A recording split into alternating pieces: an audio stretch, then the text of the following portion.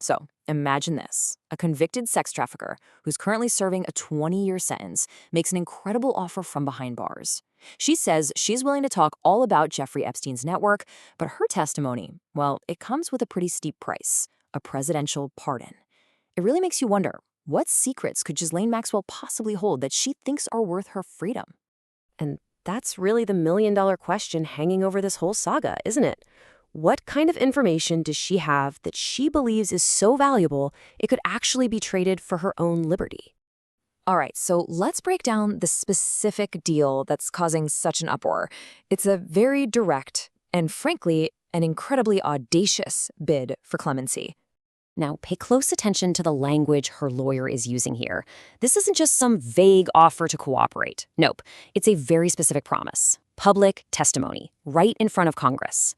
But, and this is the huge catch, only if she gets clemency. This is a massive public gamble for the highest possible stakes. And just so we're all on the same page, let's remember exactly who we're talking about. Ghislaine Maxwell was convicted on some of the most serious charges you can imagine, including the sex trafficking of a minor. Prosecutors successfully argued that she was right at the center of Epstein's horrifying criminal network. So yeah, this offer is about way more than just one person's freedom. You have to see it for what it is. A calculated move in a really complex game of political chess, involving some of the most powerful people on the planet. And here it is. This is the bombshell part of the deal. Her lawyer is dangling this claim that Maxwell, and Maxwell alone, holds the key to clearing two U.S. presidents, Donald Trump and Bill Clinton. The implication is that she can finally put an end to years and years of speculation about their connections to Jeffrey Epstein. Now, to really get what they're claiming, you have to look at the recently unsealed Epstein Files. Both Trump and Clinton are in there, but in pretty different ways. Trump shows up in social settings back in the 90s, and records indicate he cut ties with Epstein long before the first criminal case. Clinton, on the other hand, is documented on multiple flights on Epstein's jet after he left the White House. But here's the crucial part. The files don't contain any direct evidence of criminal wrongdoing by either man. Maxwell's team is basically saying she can fill in all the blanks and prove they're both innocent. But this, of course, raises a massive question about her credibility. Legal analyst Lee Honage just nails it here. I mean, if Maxwell's freedom literally depends on getting a pardon from President Trump, can her testimony about him really be open and honest? It's a classic catch-22, you know? The very thing she's after, her freedom, could completely compromise the information she's offering to get it. So, as you can probably imagine, this incredibly bold offer was met with some deeply divided and mostly skeptical reactions from just about everyone.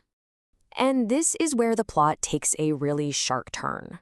Because despite her lawyer making this big public offer to testify, when Maxwell actually got her chance to speak before a House committee, she did the exact opposite. She pleaded the fifth, invoking her right against self-incrimination, and refused to answer a single question. For Democrats on that committee, her silence was all the proof they needed that this whole pardon thing is just a cynical political game. As Congresswoman Jasmine Crockett puts it, Maxwell is basically using her silence as leverage. Now, the Republican committee chairman, James Comer, he also said he was frustrated, but he framed it more around the committee's mission to get answers for the public. So you can see this bipartisan disappointment in her silence, even if both sides have very different ideas about her true motives. But you know, maybe the most powerful reaction of all comes from outside of Washington. For survivors like Teresa Helm, the idea of a pardon isn't about politics at all. It's about justice. Her words are just this stark reminder of the very real human cost at the center of this story, and the devastating message a pardon would send to all the victims. The entire situation hinges on one very specific presidential power. So to really understand what's at stake, we need to take a quick look at the legal tool itself, the pardon. Okay, so it's really important to know the difference between a pardon and a commutation. A commutation is way more common. It just reduces a sentence.